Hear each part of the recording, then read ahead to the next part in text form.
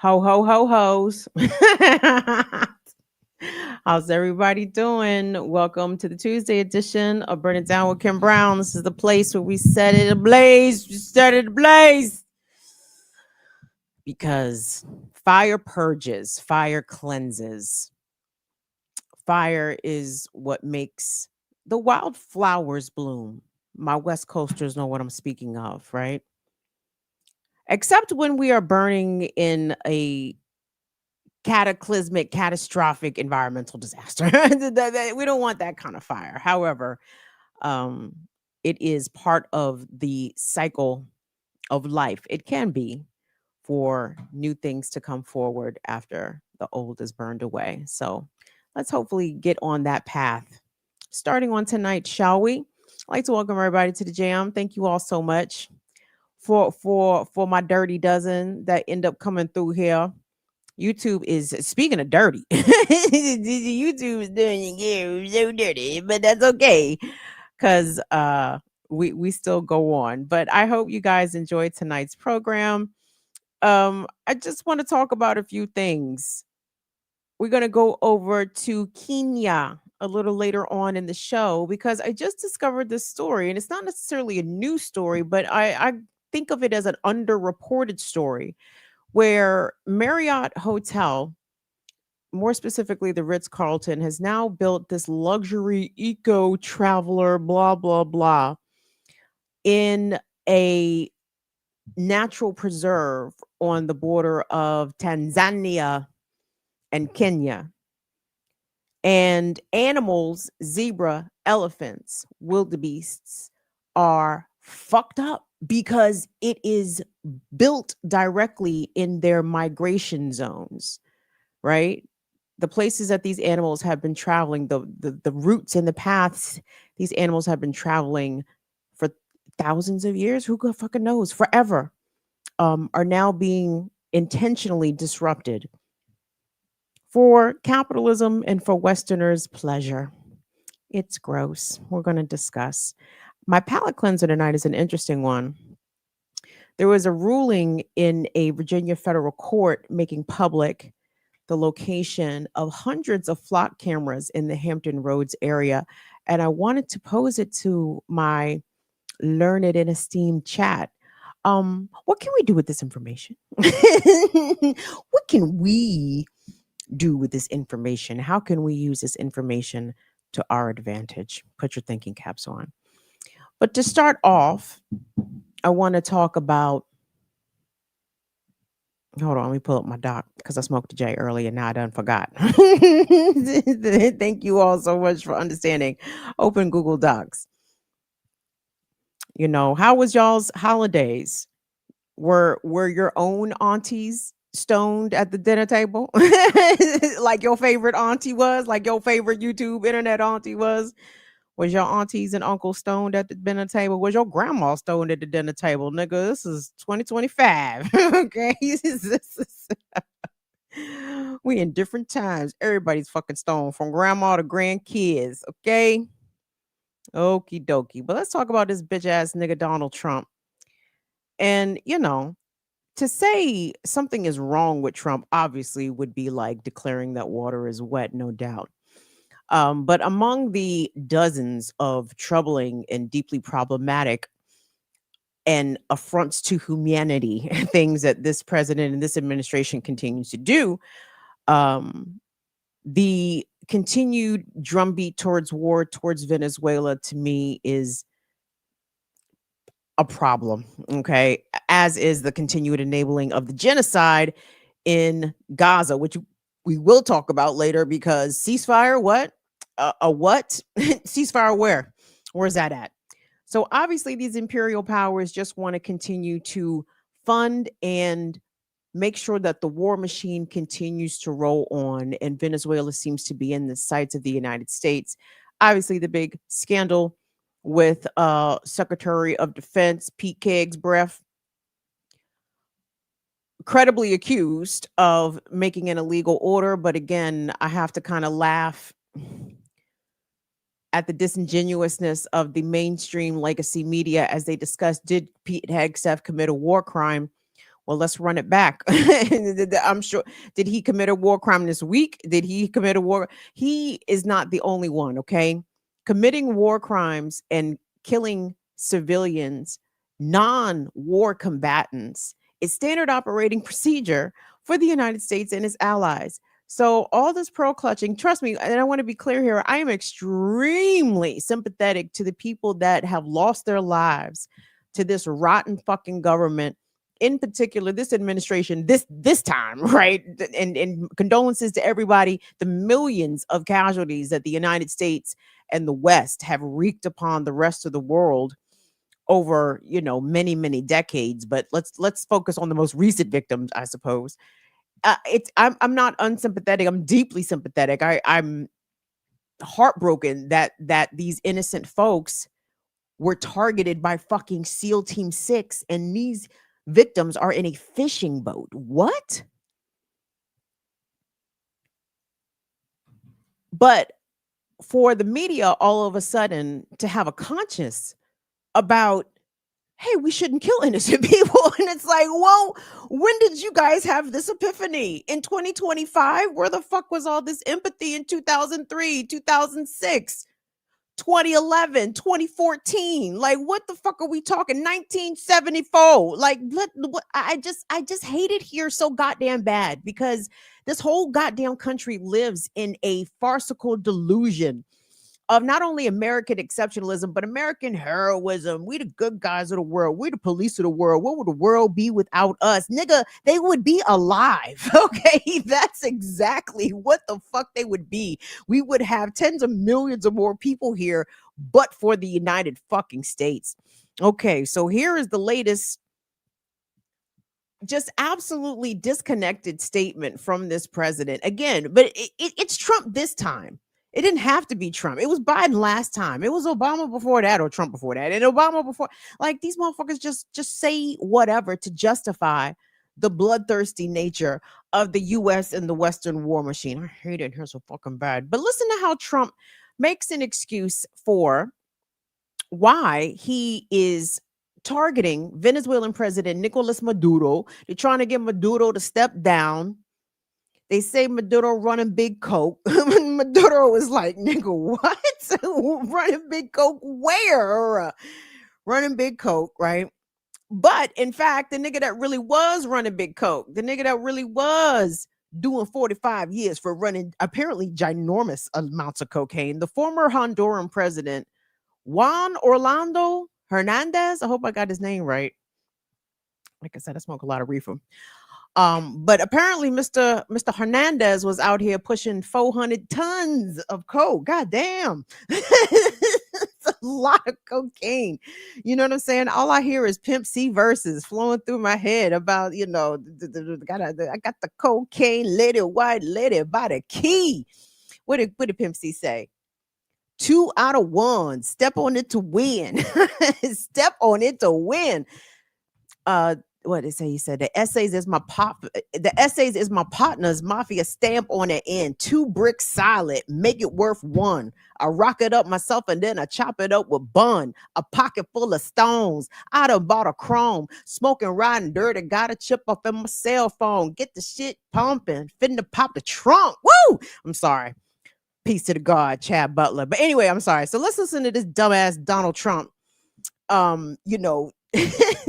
Live, and this is, again, this is not beholden only to Trump, but this whole entire country just lives in a completely separate reality in which what they say contradicts exactly what they do. But I guess that is, of course, the goal. It is the goal. So let's go ahead and run the clip. Brother Will, thank you so much. Clear how you want to keep drugs out of the U.S. Right. Can you explain more about why you would pardon a notorious drug trafficker? Well, I don't know who you're talking about. Which Juan one? Orlando Hernandez. Well, I was asked by Honduras, many of the people of Honduras, they said it was a Biden setup. I don't mean Biden. Look, Biden didn't know he was alive, but it was the people that surround the Resolute desk, surround Biden when he was there, which was about very little time. And the people of Honduras really thought he was set up, and it was a terrible thing. He was the president of the country. And they basically said he was a drug dealer because he was the president of the country. And they said it was a Biden administration setup. And I looked at the facts and I agreed with them. What evidence did you share that he was set up and that he wasn't? Well, you take a look. I mean, they could say that you take any country you want. If somebody sells drugs in that country, that doesn't mean you arrest the president and put him in jail for the rest of his life. No, I guess it means you just fly B-52 bombers over the capital city and threaten to annihilate the president from the sky. So Trump, obviously, he can't hold two thoughts in his head at the same time. He doesn't care if he comes across as a hypocrite. He doesn't even hear how hypocritical he is. He wants to do the exact same thing to Nicolas Maduro that he claims that Joe Biden did to Juan Hernandez. And it's like, okay, well, I guess this is Maduro's turn, right? We're going full on 1950s and 60s with continued interference in Latin America from the United States. And let me say this real quick about Juan Hernandez. Like, I looked a little bit into the situation in terms of what he was accused of. I can't say if this man was running big coke, okay, because this is the United States, right? They will pin cocaine on anybody. Shout out to my man Noriega. Maybe Noriega was running big coke, not the podcaster, not the rapper. Manuel Noriega, not from the Philippines, Pharrell, but from Panama, right? So this is part of the United States imperialist playbook. Any leader that I guess doesn't play ball, doesn't cooperate, or stops cooperating, whatever, with the imperialist game, will be labeled a drug, not just a drug dealer, drug kingpin. Jesus Christ. So anyway, I'm not sure if Juan Hernandez was out here pushing big coke. I seen a couple of Honduran American creators that claim that he was indeed doing all that. In fact, one creator I saw discussed a $1 million election campaign contribution that came from El Chapo. apparently El Chapo wanted the Hernandez brothers in power because Juan Orlando has a brother named Tony who was also locked up in U.S. prison for big coke dealing. So I don't know if these mans was out here dealing coke or not. But the point is this: the only reason that drugs are the pretext for any fucking military action is to get the hands on the Venezuelan oil. We know this. This is the 2020s version of what Iraq was in the aughts, right? The latest opportunity for the United States to use its might in its military in order to secure and extract natural resources from other countries without permission, first of all, let alone without just compensation. We know that's not even an option.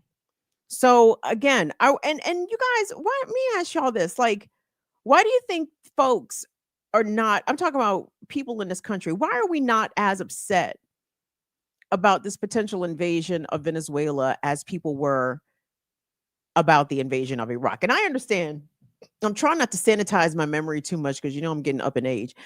But I mean, I remember that time very clearly in the early 2000s after 9/11, this, that, and the third. And I know that the country was split, we'll say. My generation, I don't think was, there were some splits because we had some radical patriots that were Gen Xers that, wanted to go kill towheads. I mean, that's not my friend. You understand that was their position. And they were very excited to go over there and do so. And then look at them 20 years later, crying the blues because the military didn't shit on them and spit them out, ain't took care of them. Maybe we should all make different decisions. But anyway, hold on. I am not certain if any of this is going to bear any fruit in terms of actual consequences or accountability. Well, hold on. Let me back this up real quick. I also have another question for y'all. How much do you think Juan Orlando Hernandez, how much do you think this presidential pardon, how much do you think that costs? Because Trump doesn't do favors for nothing, right? It's very clear by the presidential pardons that he has already doled out. It has been a whole ass quid pro quo, right? Like people have had to give up something, donations to the presidential library, buying his shitty fucking meme coin, doing something to give up some funds. Even in the tariff situation, we've had a number of countries come over to the United States and literally to give this nigga bribes in order to get their tariff situation improved. I can't remember, was it Mint Press or was it More Perfect Union? I saw a piece in which the reporter was focusing on a picture of Trump in the Oval Office, in particular, a picture of his desk where there was a gold bar and a gold desktop Rolex clock, both gifts from Switzerland, whom had been slapped with a raised tariff. And after Trump got his gold bar worth $130,000 and his Rolex tabletop clock, Switzerland got their tariff reduced, right? So it's absolutely pay to play for this White House. So how much do you think? I mean, because come on, if Juan Orlando Hernandez, if the accusations are true, I can only imagine how much 400 tons of cocaine can yield. It sounds like hundreds of millions of dollars.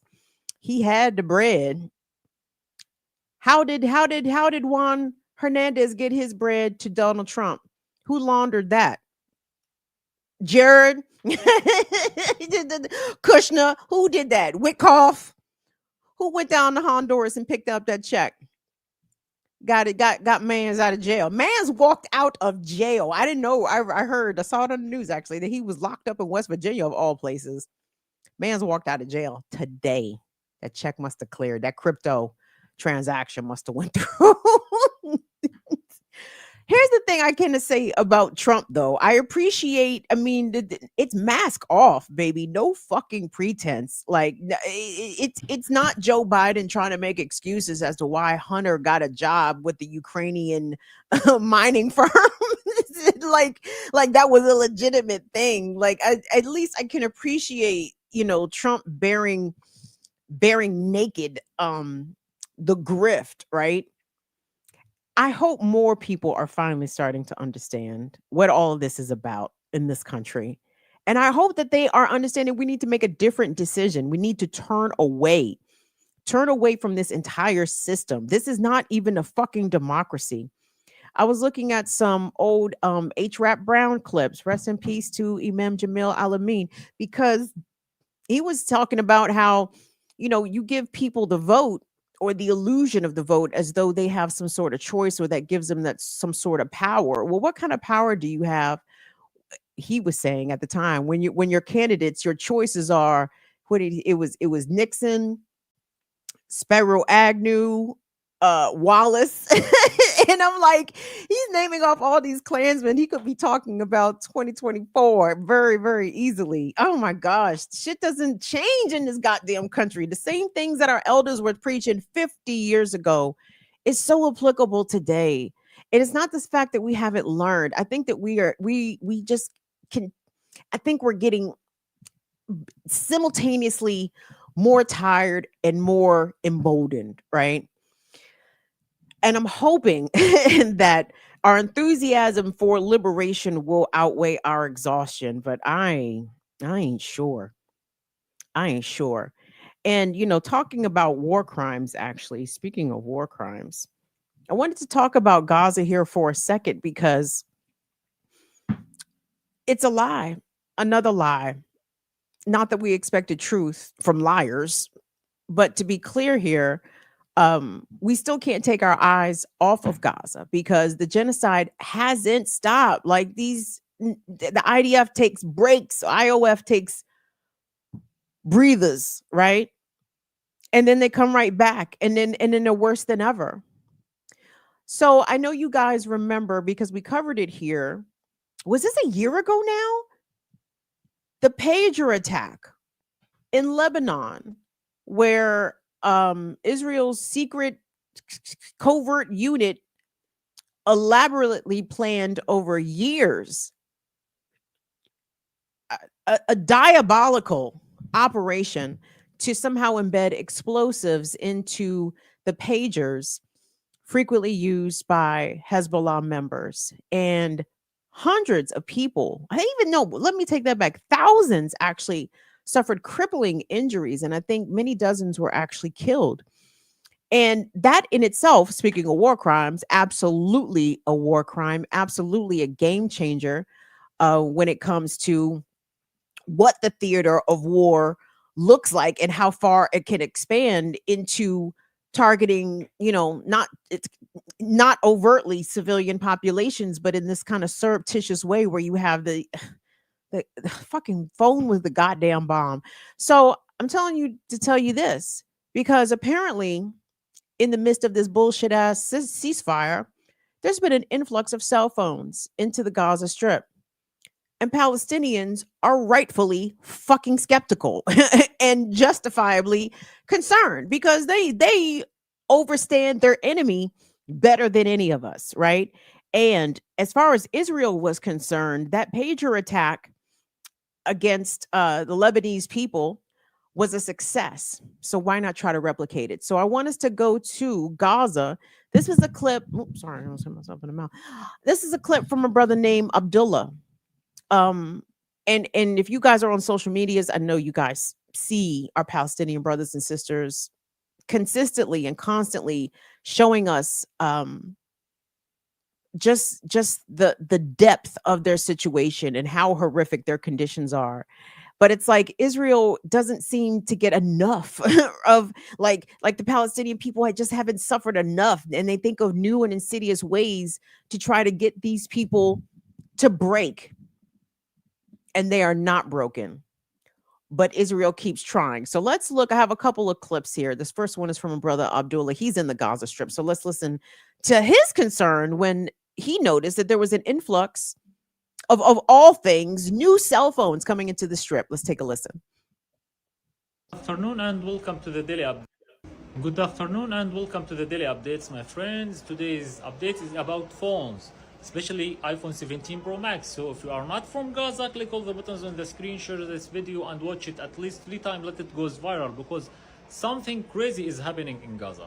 Guys, while we are waiting for aid and food and tents and things to help us to survive during the catastrophe that we have been through the last 2 years, we were surprised that huge amounts of phones were allowing to enter Gaza, and especially iPhone 17 Pro Max.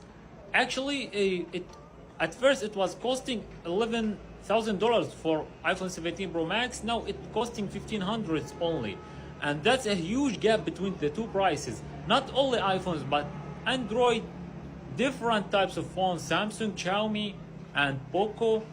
I don't know if there is another types of phone. But why? Why now they are allowing this huge amount of phones? And some phones, for the first time in my life, in Gaza Strip, I see phone made of gold and diamond enters Gaza. Also iPhone 17 Pro Max. So what do you think they are allowing in this moment all of these phones to enter Gaza? Actually, there is 2 sure accidents happened. The first accident, a phone were exploded back in a phone shop in Nusayrat, and the second lady was using her phone. She just bought it and she was using it, then it exploded in her hand and cut some of her fingers. So this make me think about, what if we are facing another pager operation? And you remember the pager in Lebanon, guys? Maybe I am going too wild here. Maybe it's some traders who want to get some money and get benefit, because everybody is trying to get benefit of us, and maybe not.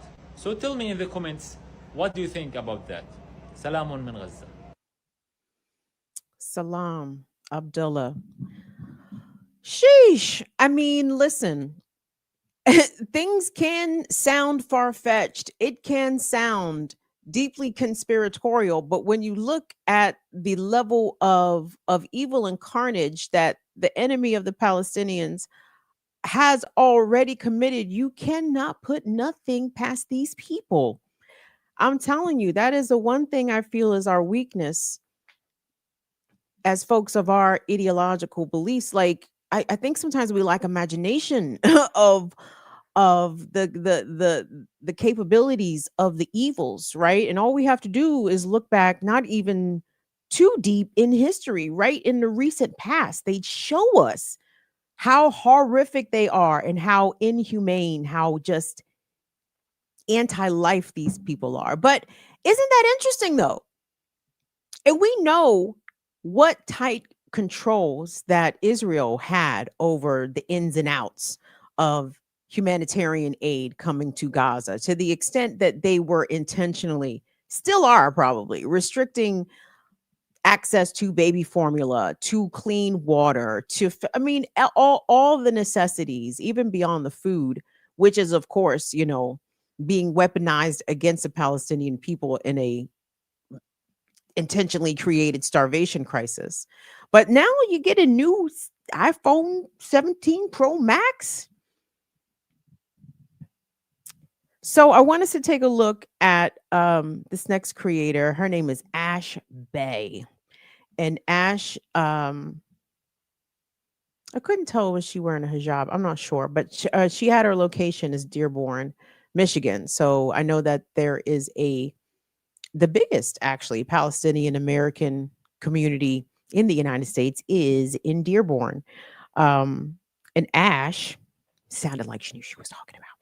So she had a little bit more details about the influx of brand new cell phones, not just Apple iPhones, by the way. I think Samsung, there were some specific Samsung models that she's going to mention. But I wanted to say this real quick before we look at this clip, guys. Seeing this genocide take place over the past 2 years and seeing the way that the Trump administration is just the American surveillance and militarized police state on steroids. Anything that has been done to the Palestinians can and will be done to us, has in some ways been done to us, right? Maybe not as concentrated of a space and maybe not affecting as many people in such a short duration of time. But Black and brown people on this continent have certainly experienced much of what the Palestinians are currently going through. I said that to say your phone is the fucking enemy. Your phone and my phone is the enemy, because how deep does all of this infiltration with smartphones go? We would be silly to think that it would only be limited to the enemies immediate of Israel, Hezbollah sympathizers or supporters in Lebanon, Palestinians in Gaza.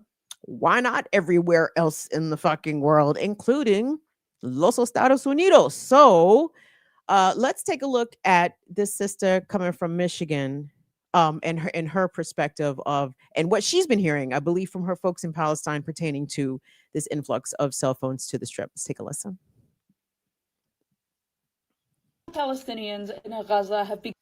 Multiple Palestinians in Gaza have begun reporting that smartphones have started to explode in the hands of Gaza residents. Mobile phones, specifically Samsung devices, have been reportedly exploding in the hands of Palestinians, with at least 2 cases now reported, with one of those cases being a woman who was transferred to Al-Shifa Hospital with major injuries.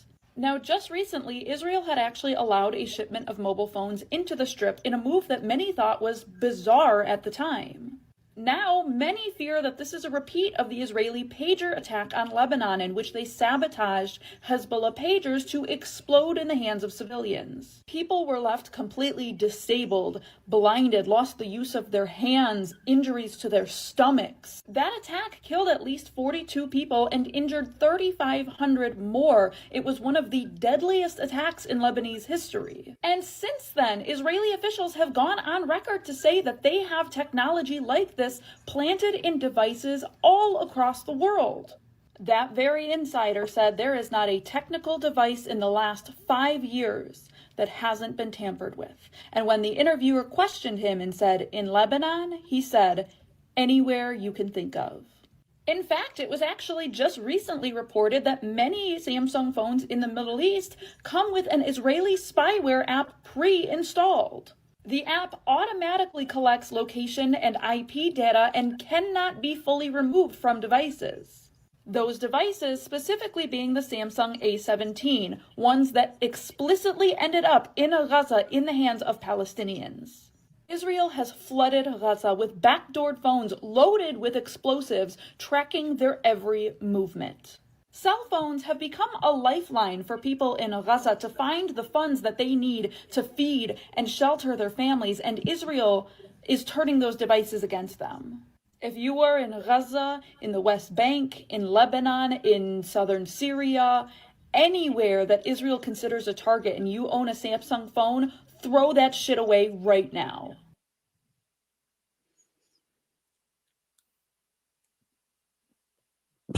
Dog. Y'all niggas gonna have to learn Morse code. Not people in Palestine. I'm talking about y'all niggas in the chat. Y'all, we gonna have to take it back. I know I'm an analog girl in a digital world, and I know I waved my flag for the 20th century big time because I'm not a fan of all this shit in the 21st century because this shit is bogus.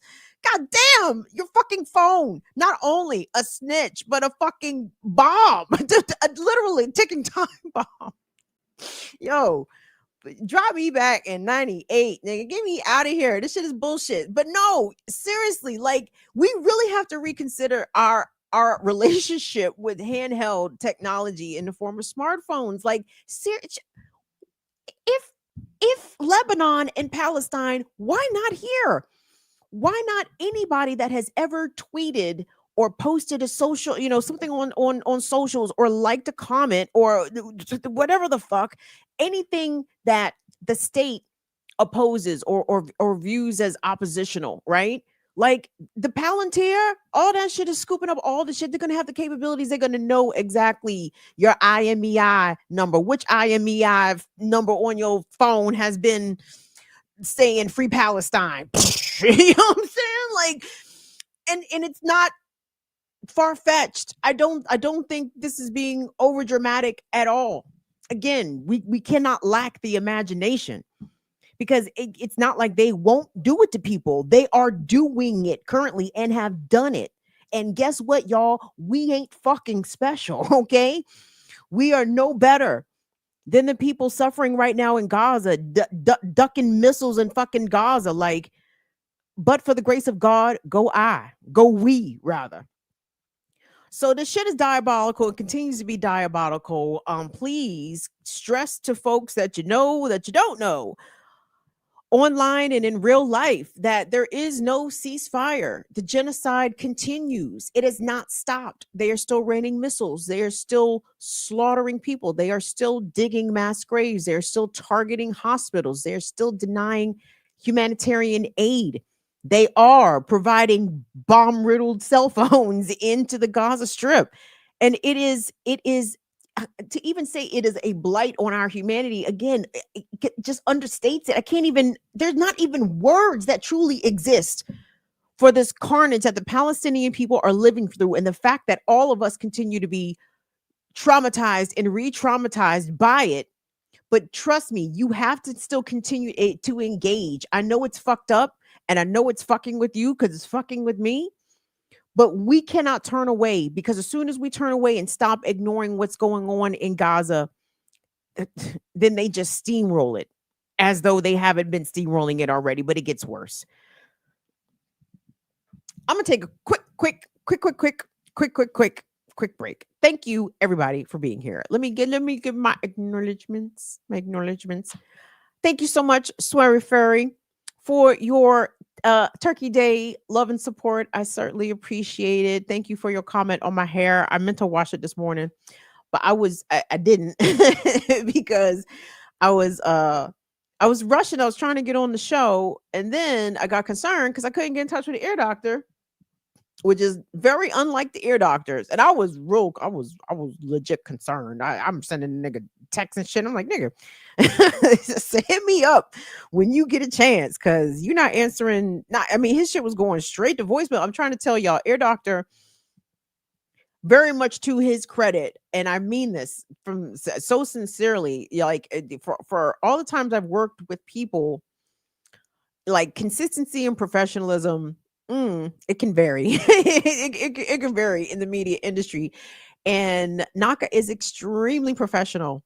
I understand he says wild things often, but when it comes to pushing them boutons and being on time, like he don't play at 8 o'clock. He's like, all right, y'all, it's 8. Y'all ready? All right, cool. It don't matter if you are, if you ain't. we going on at 8 o'clock. And you see your doctor be trying to punch out on time at 10 a.m. So anyway, it was quite unusual for him to not answer and not be on and not respond. So I was glad that he popped up and gave us proof of life, because seriously, like I had just got his address too, because I was going to send him a belated birthday item, and he had just sent me his address, and I was going to send that shit to Kamal. I was like, Kamal, I said, you know where Naka live? He said, no. I said, look at these niggas. These niggas don't even go to each other's house. They live in the same town. But anyway, he said he did. I said, well, I'm about to send you his address. You go after we log off the show, you go over there and check on that man, because I don't know why. It's so fucked up, but I just thought that he was over there passed out off the Tussie. Now I know Ear Doctor probably does not snort Tussie, but every time I see Sean P. Diddy Combs and I think of old niggas, us, the old niggas, 50 plus, I said, this nigga daddy was out there sniffing Tussie. So anyway, Ear Doctor was partying like a rock star for his 50th birthday. So I thought he might have been sniffing some Tussie. I'm glad he wasn't. He made the correct decision to leave that pink cocoa alone. So anywho, but anyway, thank you all so much for being here. Please like the video. Again, I'm looking at these numbers and I'm like, I don't know what is going on.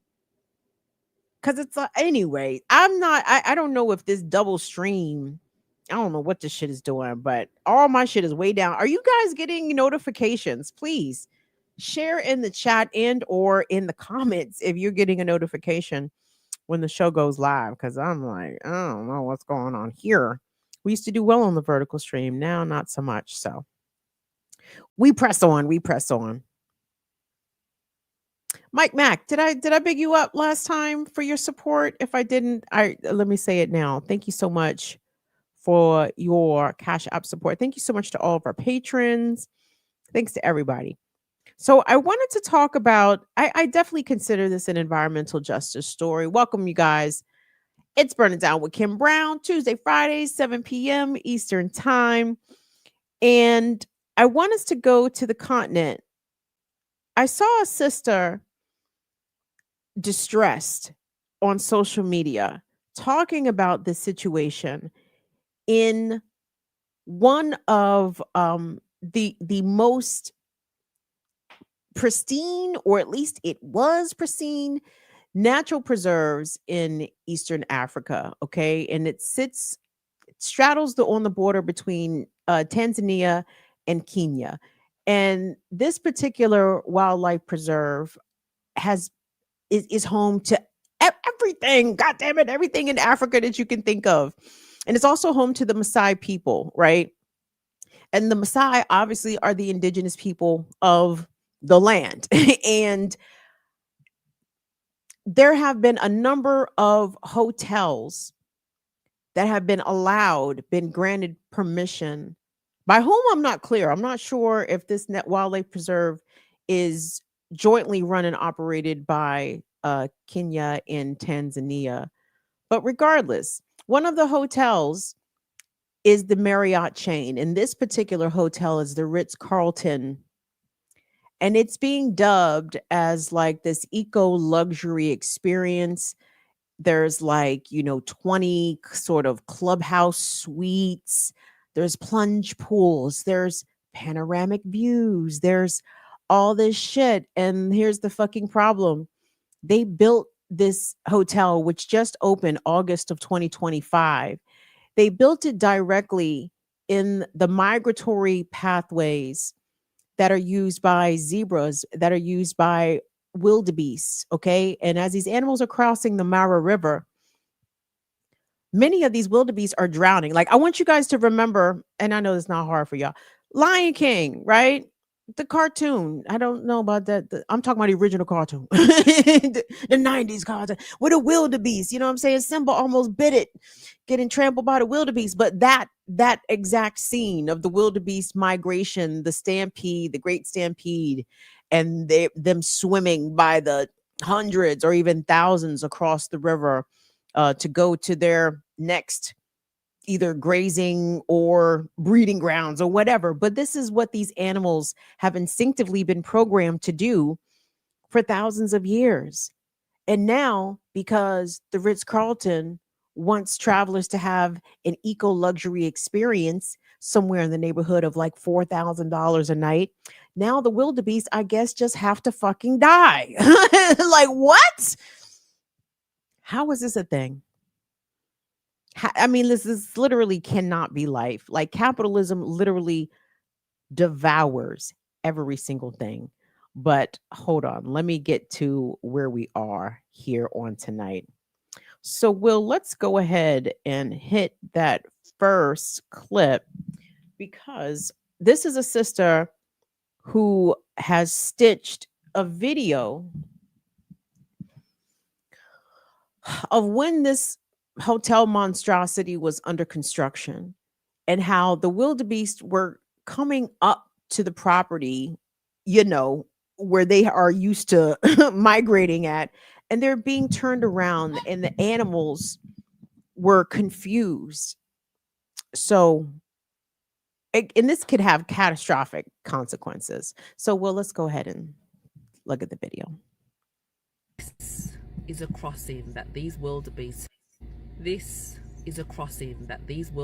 have probably used for centuries, literally, and they're being blocked. Why are they being blocked? So that Marriott can open a hotel in the midst of this nature reserve. This is Masai Mara in Kenya. Like, look, you can literally see people shooing them back, like forcing them away. Like, it's so sad to watch, because obviously now they're all making their way back down. Clearly they don't understand a permit has been granted in the midst of their crossing. These animals have no clue where they're supposed to go now. So you see them all going back to where?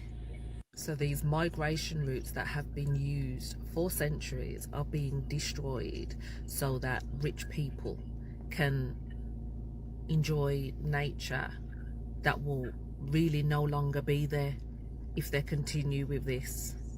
And this isn't just wildebeests, this is zebras, this is elephants. They're trying to retrace their ancestral paths and they're not able to. Maasai leaders have been very vocal about trying to stop these hotels. And don't get it twisted, this isn't just, oh, it's only a hotel. This is one of the last great migration areas on planet Earth. This isn't just any piece of land. If they continue to close these migration corridors, then the whole concept of migration collapses. And with that collapses the ecosystem. This is exactly how extinction begins. This is still going through the courts. People are still fighting in order to get this decision overturned. But if it's allowed to continue, this is a dangerous precedent that is being set, that indigenous lands and protected migration areas are just sold to the highest bidder. Because obviously this isn't just the animals, there are also indigenous people that still live on that land, that are local guides and respectful of the land because they come from there, they understand the history of it, they have seen this trend of hotel groups like Ritz-Carlton coming in. They're already overpopulated with this kind of tourism. The location of this particular Ritz-Carlton is one of the last areas of the Mara that hasn't been built on. This is a path older than any map, than any country. It's literally in these animals' heartbeats. It's their instinct, and that's being blocked just so that rich people can effortlessly blend luxury, authenticity, and adventure to craft a once in a lifetime moment.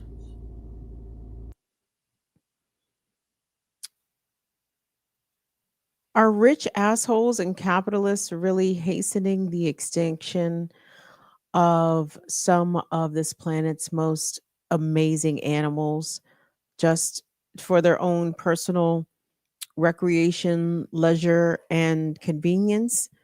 The answer is, of course, yes. And, you know, I really I truly feel pain. Like I don't even want to.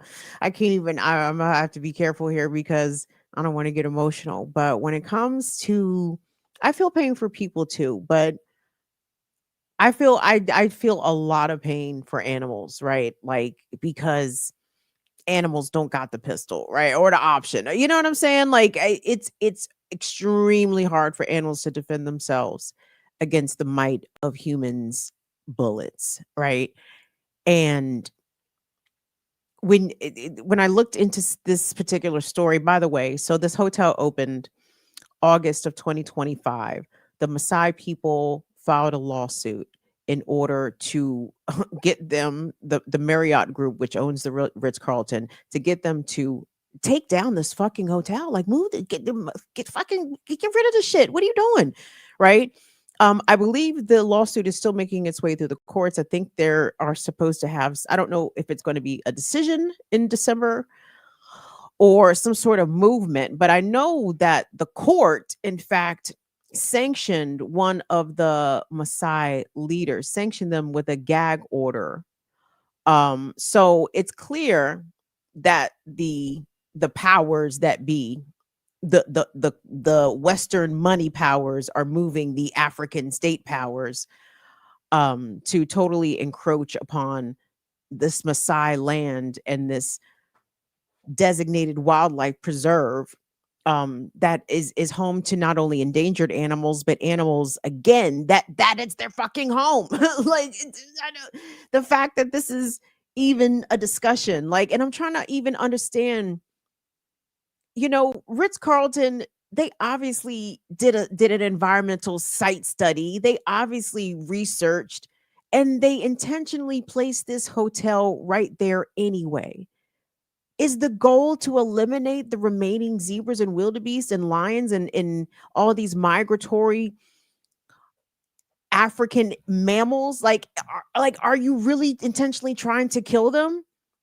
And if you are, then why aren't we trying to kill you? Okay?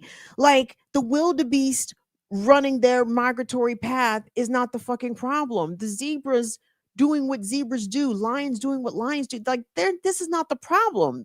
The corporatists, the capitalists are the fucking problem. So why should we lose wildebeest by the thousands when we can just BID? We can go to hotel and we can BID. You feel me? Like, y'all, I don't know what it's going to have to take here. And again, this is not an issue. This particular issue now, and the reason I'm talking about this is because I just want to raise awareness, make more people aware. I shouldn't be the only one depressed by this shit. Come on in. there's plenty of depressing stories around. Y'all can come on in and get some. But obviously I'm thinking also about the people in the north of Canada, Alaska, the Inuits, the other native communities there that are not only being impacted by climate change, but the animals. Yeah, like y'all hearing that these bears, there was a grizzly bear attack, think in British Columbia a couple weeks ago, and it's like, y'all, like the wildlife is wilding out because they are feeling the pressure of their habitats being absolutely decimated. Like, we as humans are not being good stewards, but at the same time it is a very small percentage of the humans that are not being good stewards, because the overwhelming majority of us don't have the power to do all this land destruction and encroachment all by ourselves. I mean, we participate in it because we're forced into the system, but a very small number of elites at the very top are the ones that are calling the shots here. Okay. And at the end of the day, we are still numerous and they are few. All right. And I just wish, I know I can hear the comrades now. We got to get organized. Yeah. I wish we were organized into a goddamn army, right? I wish we were organized to rumble in the fucking jungle, because the wildebeest can't do it. The lions can't do it. The zebras can't do it. But the Maasai, in fact, are talking about doing this. Okay. I wasn't able to confirm, but I saw some things that led me to believe that the Maasai, should this court proceeding not go in their favor, they might be ready to get rowdy behind this shit. And I don't blame them. And I wish they, what's the PayPal? Because we should send them support. You know what I'm saying? Kind of gave me when was this? When did Black Americans try to go to Ethiopia to fight Italian colonizers? What was that, in the 30s and the 20s? And the US wouldn't grant them passports, wouldn't grant them visas, so they could go and do some Pan-African whoop ass on the colonists. America put the kibosh on that shit. Dog, like, I wish we could all squat up and ride out for the animals versus the elites, because that's who's killing them. That's who's driving them to extinction. Unfortunately, I feel bad for the people on the ground who are simply taking the work that obviously they need. These are not their choices. I know that they would prefer better employment opportunities instead of destroying the migratory paths for the wildebeest. But that's not the indigenous people's call, unfortunately. Money talks. And shame on Kenya, shame on Tanzania for allowing this, whoever fucking allowed it.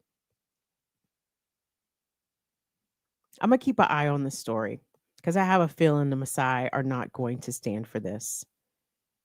And I would like us to stand with them in the ways that we are able. But hold on.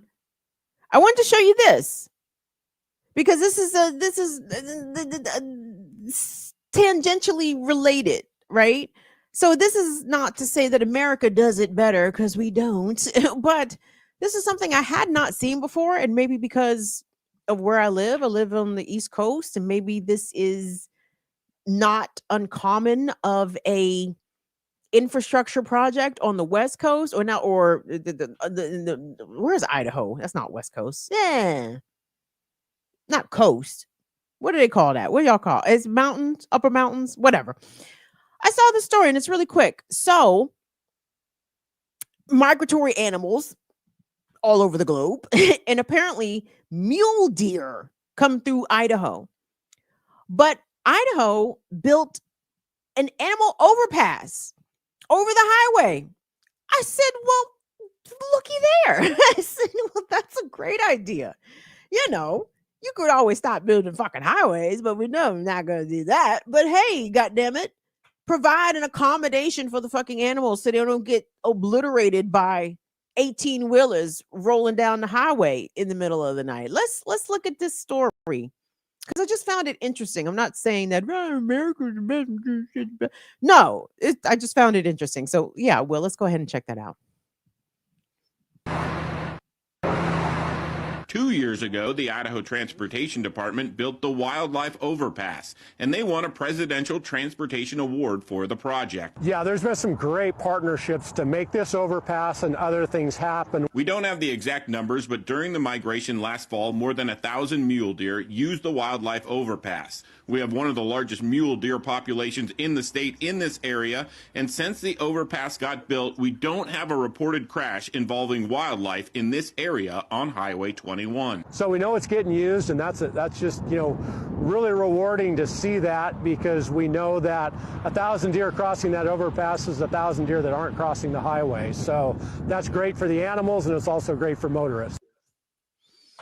Now listen, I mean, to me, that is a small but somewhat thoughtful consideration for the patterns of migratory animals, right? You guys know, depending on where you are, but it's deer season right now. Head on a swivel. You driving the DMV, especially, head on a fucking swivel. A deer jump at your ass any goddamn place on the parkway, Not so much 95, but you riding some of these county roads. Oh yeah, you might see a deer or several. I crashed one of my first cars. Well, not crashed it per se, but a deer. Well, I guess I did hit the deer, but the deer obviously jumped out in front of me. Regardless, deer be fucking up cars. I get it, but they be fucking up themselves whilst fucking up the cars. So even though I've never really, I'm not too familiar with the animal overpass as a standard, highway kind of project. I was encouraged to see it, to at least know that someone's at least thinking about it. Now, I'm not sure if a similar concept could be applied in Kenya at the wildlife preserve, because after all, we are talking about thousands of wildebeest. So it would obviously be more practical for the fucking hotel to come down as opposed to try to, create a, an impossible created thing to accommodate thousands of stampeding wildebeest. But I mean, if we're going to continue to go in this retrograde direction of providing more infrastructure for fossil fuel burning vehicles, if we're if this nation, speaking of America and the world, I guess, but if we're refusing to turn away from fossil fuels, we're going to continue to drill in the Arctic and let the permafrost melt and drill baby drill and all that shit. Can we do something to consider the animals? Like, can we create some sort of parallel accommodation for said animals? And I know that's all very idealistic and naive of me to even suggest, because capitalism doesn't give a fuck about the animals. Capitalism is quite content for all these animals, all these amazing species of bear, beast, giraffe. Like, when I saw giraffes were endangered, like, that shit literally makes me nauseous.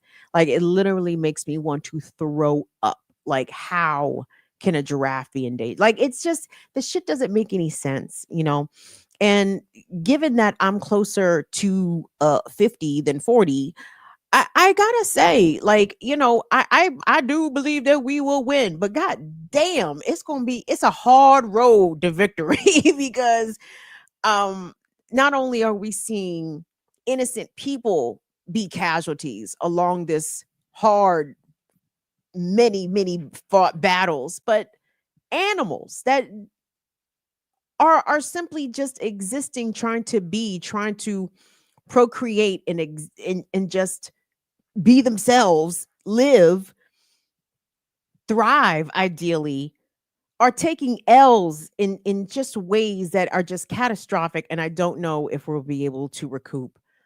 But if we take down the elites and stop all this downward pressure on the rest of us and the environment, I think we could save it. So we gotta squad up and use our numbers to our advantage.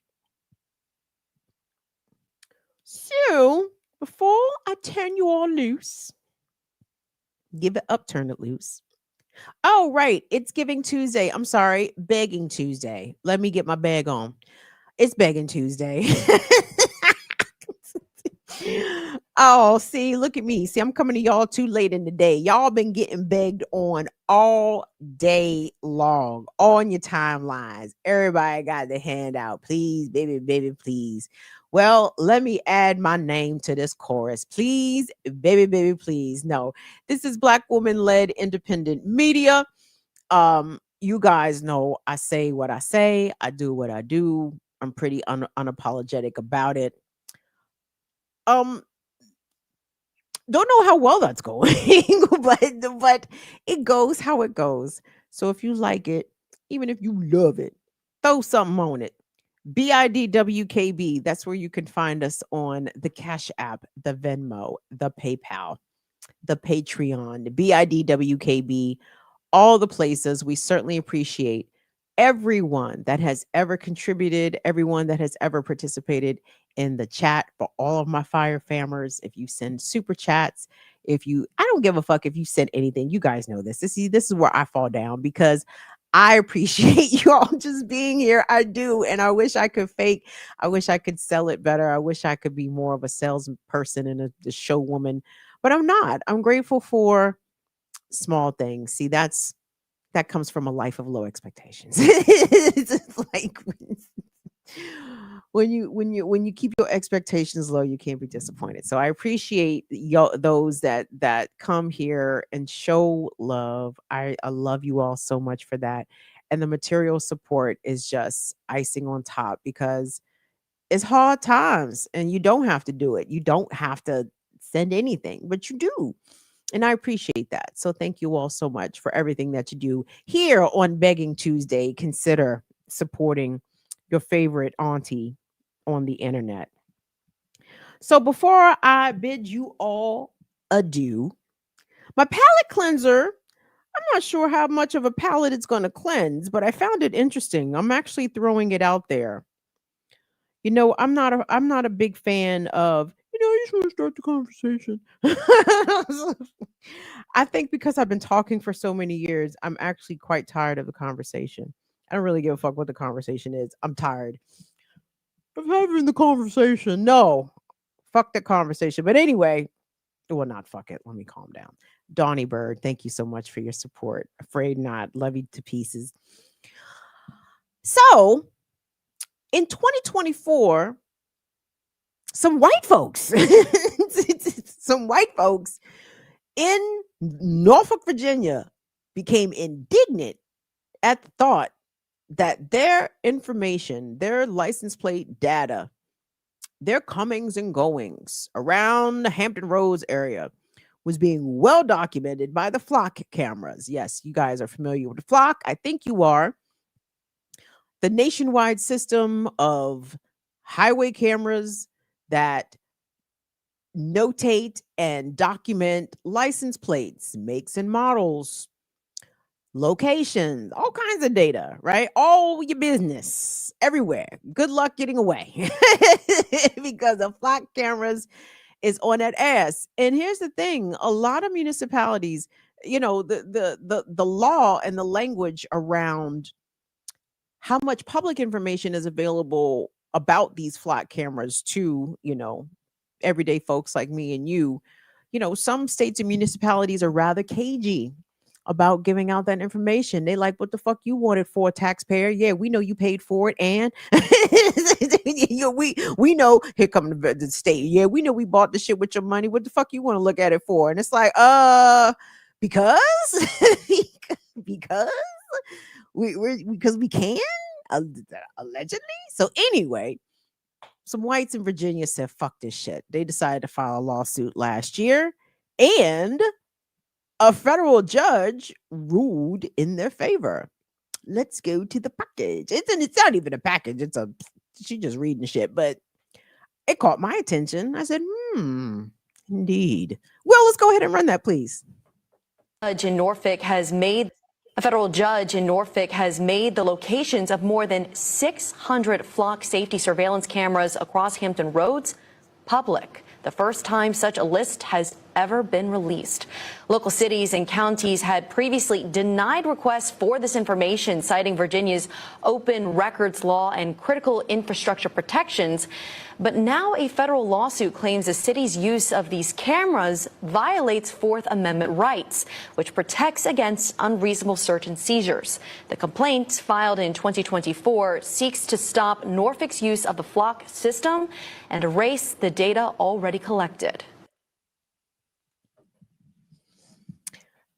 This is basically the use of these flock cameras by law enforcement, because again, they share this data nationwide. All the law enforcement agencies, all this shit going up to Palantir, blah, blah, blah. This shit is warrantless surveillance, right?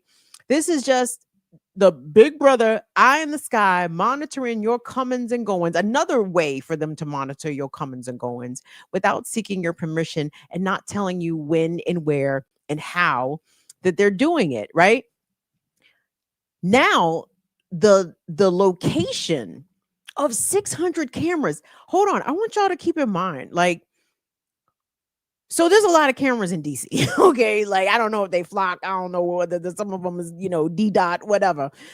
But the Hampton Roads area, I wouldn't consider it to be all that big. Yeah. I mean, I don't know, 250,000 people, 350,000 people, 500,000 people. I don't know. It's not super big down there. 600 fucking cameras. Why? 600. 600 sounds like a lot. So if they got 600 cameras in Hampton Roads, how many fucking cameras they got in Chicago? How many fucking cameras they got in Los Angeles? How many fucking cameras they got in New York City? Y'all can't move out here. All right. But I wanted to pose it to you guys because what can we, let me rephrase, hypothetically, what could someone's do with said information? What could you do with that? Now, picture it. Norfolk, 2026. This is fictitious. This is all speculative. This is all just me talking crazy. Just talking crazy. An ambitious group of paintballers. an ambitious group of paintballers or something related finds, let's say, the location of different eyes in the sky. No particular ones. no one's, you know what I'm saying? And, fictitiously, speculatively, hypothetically, they do some fucking recon. They figure out where these joints are. They get appropriately loaded up with their paintball accoutrement. And then they go target shooting. Now, I understand that the likelihood of any damaged piece of equipment being very easily and quickly replaced, I get that is what the likely scenario is. But I think this is an opportunity, hypothetically speaking, fictitiously, speculatively, not just talking crazy. Don't pay no attention. Don't go do this shit. It'd be cool if we could work. If somebody could work on taking out this system of surveillance, right? It's got to start somewhere. I don't think that we should just sit back and accept that every piece of our monitoring and movement is bad enough. The fucking phone is a snitch and a bomb. You know what I mean? Like, okay, we getting snitched on and bombed on and getting monitored in the sky. When do we fight back? Like, when does the resistance come? And trust me, I want to say this, tangentially, whatever. I so appreciate the pushback that I'm seeing from regular ass people across this country against the ICE kidnappings and everything. I'm talking about everywhere, every fucking place I have seen ICE doing raids and shit. Shout out to you, St. Paul, Minnesota. I saw y'all this weekend getting it in, getting it the fuck in. I seen you. They are pushing. People are like, fuck this shit everywhere. Okay. Now it's time to take it up a notch. And here's the reason why. Because the state isn't playing by even its own rules, and not to the extent that it ever did. I understand that the laws are for us. It's not for them to follow their own fucking laws. It's their system. It's their game. But hey, then we got to play the game with the same sort of reckless abandon that they play the game with. If it ain't no rules for them, it ain't no fucking rules for us. I understand we got to move way smarter out here. This is why I'm saying, like, this is an opportunity for some enthusiastic folks to maybe slow it up a bit, slow up that surveillance just a tad bit, speculatively, fictitiously, not seriously speaking. Because, by the way, I've seen videos of the fucking feds coming and knocking on black women's doors about shit they're saying on the internet. I'm like, nigga, don't even, FBI, Alphabet Boys, I know y'all watching right now. Don't bother, because I ain't answering the fucking door. So don't even bother going over here, nigga. Y'all gonna be on the porch knocking, okay? I don't answer the door for strangers, so get the fuck out of here. And anyway, I'm talking fictitiously and speculatively and talking crazy any goddamn way. But y'all, I would go ahead and try to obtain the location of said cameras in the Hampton Roads area. Virginia, a very 2A friendly state. I even think they got open carry in Virginia now. Like, hey, you're not going to rise no suspicions. Oh, and I totally suggest white folks do this. Or anyway, let me shut up. But I'm just saying. But anyway, please engage in the chat and in the comments. Like and on a halfway serious note, what are the ways that information could be beneficial to us? In addition to potentially a tiny bit disrupting the surveillance state, or at least showing that there is a willingness to disrupt it, right? And I want to shout out to the people that brought the lawsuit, and shout out to the judge that ruled correctly. That was actually a good ruling. Look at judges starting to come through a little bit in the last days as the clock winds down. All of a sudden justice wants to raise its head a little bit, like, huh? Well, I'm sorry, y'all need us out here? Okay, yeah. So anyway, that's my palate cleanser, and that's the show, gang. I will see you guys back here Friday. Again, thanks to all. Shout out to the Fire Fam. Thank you to all the people them. Please tune in tomorrow to the Remix Morning Show on Black Liberation Media. It is Women's Wednesdays.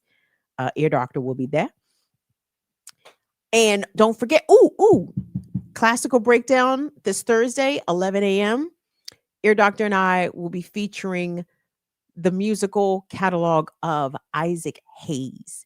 And I'm very excited because I have not really listened. I know, obviously, I know who the fuck Isaac Hayes. Walk on by. Foolish pride. He had a very good version of Walk On By. I don't know. Did y'all like Isaac Hayes' Walk On By better than Dionne Warwick's? That's your music assignment tonight. Go and listen to both of those versions. Isaac Hayes' Walk On By and Dionne Warwick's Walk On By.